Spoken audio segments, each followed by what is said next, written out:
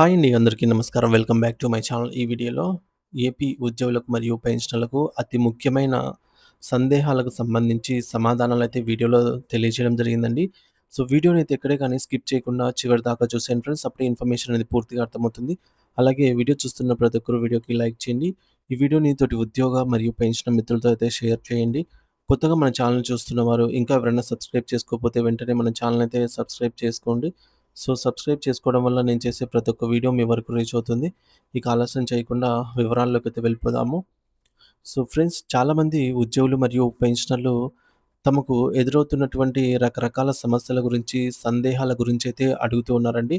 So, మీ అందరి ప్రశ్నలలోని ముఖ్యాంశాలను క్రోడీకరించి వాటిని ఒక వివరణాత్మక సమాధానాలుగా అయితే ఈ వీడియోలో చేశానండి. సో, వీడియోనైతే ఎక్కడే గాని స్కిప్ చేయకుండా చివరి దాకా అయితే చూడండి ఫ్రెండ్స్. అప్పుడే ఇన్ఫర్మేషన్ పూర్తిగా అర్థమవుతుంది.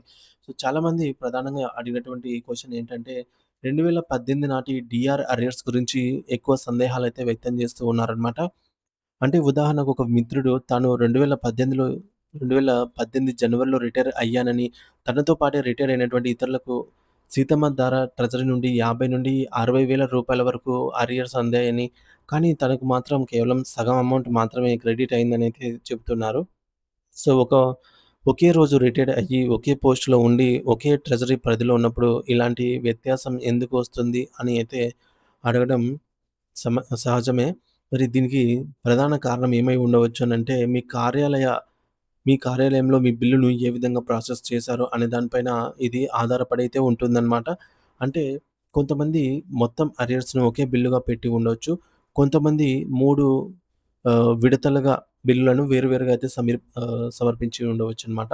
సో, మరి ఇలాంటి సాంకేతిక కారణాలను మనం దూరం నుంచి ఊహించి చెప్పలేం కాబట్టి, సో, మీరు వెంటనే మీ యొక్క పాత కార్యాలయంలోని డీడీఓ గారిని కలిసి మీ బిల్ స్టేటస్‌ను సీఎఫ్ఎంఎస్ పోర్టల్‌లో చెక్ చేసుకోవాల్సి ఉంటుంది. సో, ఈ పనైతే చేయండి.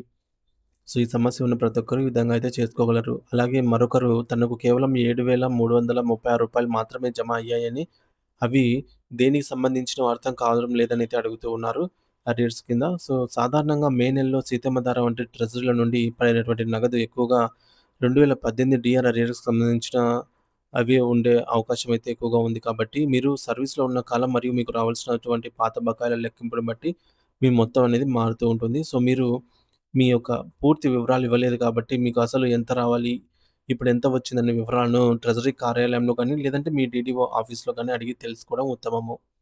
ఇక రూ. 19,000 పైన రావాల్సిన వారికి కూడా తక్కువ అమౌంట్ పడింది. అంటే ఒక విడత మాత్రమే అయి ఉండవచ్చనమాట.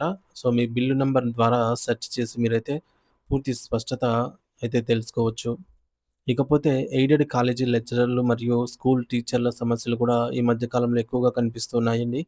ఏప్రిల్ 2022 నుండి డిసెంబర్ 2021 మధ్య రిటైర్ అయినటువంటి వారికి ఎన్‌కాష్‌మెంట్ డిఫరెన్స్ అయితే రావాల్సి ఉంది. కానీ దురదృష్టవశాత్తు వీటికి సంబంధించి బిల్లులు ట్రెజరీలకైతే వెళ్ళటం లేదు. ఎందుకంటే ప్రభుత్వం నుండి ఇంకా స్పష్టమైన అనుమతులైతే రాలేదు.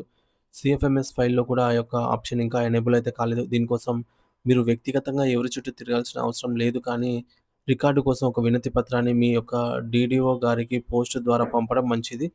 సో, మేము కూడా కొంతమంది మిత్రులను కలిసి ఈ విషయంలో న్యాయ పోరాటాలనైతే చేస్తున్నాము. కోర్టు నుండి ఏదైనా సానుకూల నిర్ణయం రాగానే మీకు కూడా తప్పకుండా అప్డేట్ అనేది మన ఛానల్ ద్వారా తెలియజేస్తాము. న్యాయం జరుగుతుంది అనైతే ఆశిద్దాము. అలాగే ఆంధ్రప్రదేశ్ మరియు తెలంగాణ రాష్ట్రాల మధ్య ఉన్న పెన్షన్ వాటాల గురించి కూడా కొందరైతే అడుగుతూ ఉన్నారు. ఒక మిత్రుడు తనకు తెలంగాణ వాటా వచ్చిందని, కానీ ఆంధ్ర వాటా రాలేదని చెప్తూ ఉన్నారు. సాధారణంగా ఇలాంటి సమస్యలు టెక్నికల్ లోపాల వల్ల అయితే వస్తాయి. పెన్షన్ ఆఫీస్‌లో దీనిపై ఒక ఫిర్యాదు ఇస్తే వారు మీ యొక్క డేటాను వెరిఫై చేసి పరిష్కరిస్తారనమాట.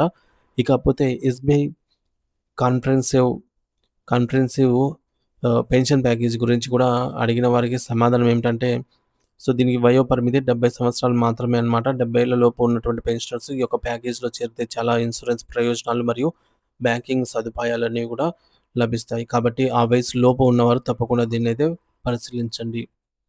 ఇకపోతే కుటుంబ పెన్షన్ విషయంలో ఒక ముఖ్యమైన ప్రశ్న అయితే వచ్చిందండి. వితంతు అయిన కుమార్తెకు పెన్షన్ వస్తుందా అని అడుగుతూ ఉన్నారు. సో, అవునండి. ఖచ్చితంగా వస్తుంది. వితంతు అయినటువంటి కుమార్తెకు ఖచ్చితంగా వస్తుంది. అయితే ఇక్కడ ఒక నిబంధన కూడా ఉందన్నమాట. ఆమె సర్వీస్ పెన్షనర్ అంటే తన తండ్రి బ్రతికే ఉన్నప్పుడు ఆమె వితంతువు అయి ఉండాలి. సో, అప్పుడు మాత్రమే తల్లికి వచ్చే పెన్షన్ ఆవిడ తల్లి మరణాంతరం కుమార్తెకు బదిలీ అవుతుంది. సో, దీనికి సంబంధించి అవసరమైన ధృవీకరణ పత్రాలతో అధికారులను కలిస్తే గనుక ప్రక్రియ అనేది సులభమవుతుంది. ఇక 16,00,000 గ్రాట్యుటీ జియో గురించి చూస్తే అది జనవరి 2022 నుంచి అమల్లోకొచ్చింది. కాబట్టి 2021 డిసెంబర్ లోపు రిటైర్ అయిన వారికి ఆ యొక్క పెన్షనరీ బెనిఫిట్స్ అనేది వర్తించవు. ఇంక దీనిపై కూడా కోర్టులో కేసులైతే నడుస్తూ ఉన్నాయన్నమాట. గ్రాట్యుటీ ఎందుకంటే ఒక్కరోజు తేడాతో 16,00,000, 12,00,000 అంటే 12,00,000 మాత్రమే లభించింది. 16,00,000 బదులు అంటే ఇక్కడ 4,00,000 వెళ్ళిపోయాయని జెప్పేసి గూడా సో, కేసులైతే నడుస్తున్నాయి. తుది తీర్పొచ్చే వరకు మనం వేచి చూడవలసిందే. ఇక సరెండర్ లీవ్ బిల్లుల గురించి కూడా అడిగిన వారికి మీ యొక్క బిల్లు ఒకసారి పాస్ అయ్యి క్యూలో ఉంటే ప్రభుత్వ నిబంధనలు ప్రభుత్వం నిబంధనలు విడుదల చేసిన వెంటనే అందరితో పాటు మీకు కూడా డబ్బులనేవి వస్తాయి. ఆందోళన చెందకండి. సో, ఈ విధంగా అయితే జరుగుతుంది ఫ్రెండ్స్. సో, మొత్తానికి ఈ విధంగా వ్యక్తిగత సమస్యలు ఉన్నవారు స్వయంగా మీ యొక్క డీడీఓ లేదా ట్రెజరీ అధికారులను సంప్రదించి పరిష్కరించుకోవడం ఉత్తమం అన్నమాట. ఏ చిన్న కొత్త సమాచారం వచ్చిన వెంటనే మీకైతే వీడియో రూపంలో అందిస్తాను. సో, ఇటువంటి చిన్న చిన్న సమస్యలేవున్నా సరే మీరు మీ యొక్క ఎస్‌టీఓ గారిని గాని, లేదంటే మీ డీడీఓ గారిని గూడా సంప్రదించగలరు. సో, ఈ విధంగా వారైతే ఏమైనా ఇష్యూస్ ఉంటే మీకు హెల్ప్ చేసే అవకాశం ఉంటుంది. ఇందులోని ముఖ్యాంశాలు చూసుకున్నట్లయితే అరియర్స్ అమౌంట్ వ్యత్యాసం ఉంటే వెంటనే డీడీఓ ఆఫీస్‌లో మీ బిల్ స్టేటస్‌నైతే సరిచూసుకోండి. 70 ఏళ్ల లోపు ఉన్నటువంటి పెన్షనర్లు ఎస్‌బీఐ కాంప్రహెన్సివ్ పెన్షన్ స్కీమ్‌ను ఉపయోగించుకోవచ్చు. ఎయిడెడ్ ఉపాధ్యాయులకు ఈఎల్ ఎన్‌కాష్‌మెంట్ బిల్లులు సీఎఫ్ఎంఎస్ అప్డేట్ కోసమైతే వేచి చూస్తూ ఉన్నాయి. వితంతు కుమార్తెకు పెన్షన్ రావాలంటే సర్వీస్ పెన్షనర్ జీవించి ఉన్నప్పుడే ఆమె తండ్రి పైన ఆధారపడి ఉండాలి. అలాగే గ్రాట్యుటీ 16,00,000 పెంపు కేవలం జనవరి 2022 తర్వాత రిటైర్ అయిన వారికి మాత్రమే వర్తిస్తుందనైతే ప్రస్తుతానికి నడుస్తుంది. ఇకపోతే ఈ మేరకు ఫోన్ మెసేజ్‌లు రాని వారికి ట్రెజరీ ఆఫీస్‌లో ప్రస్తుతం ఫోన్ నంబర్‌కు లింక్ అయితే చేయించుకోగలరు. సో, మనకు ఎక్కువగా పే స్లిప్స్ డౌన్‌లోడ్ చేసుకునేటప్పుడు మనం రిజిస్టర్డ్ మొబైల్ నంబర్‌కి కొంతమందికి ఓటీపీ రాక ఇబ్బందులైతే పడుతున్నారన్నమాట. సో, ఇటువంటి వారు మనము సీఎఫ్ఎంఎస్ హెల్ప్ డెస్క్‌లో కూడా ప్రయత్నం చేయొచ్చు. లేదంటే డైరెక్ట్‌గా మీరు మీ డీడీఓ గాని, ఎస్‌టీఓ గారిని సంప్రదించి మీ నంబర్‌నైతే అప్డేట్ చేయించుకోండి. సాంకేతిక సమస్యలు లేదా కటింగ్స్ గురించి తెలియాలంటే మీ పే స్లిప్స్ లేదా పే స్లిప్స్ డౌన్‌లోడ్ చేసుకోవడం అనేది తప్పనిసరిగా అవసరం అన్నమాట.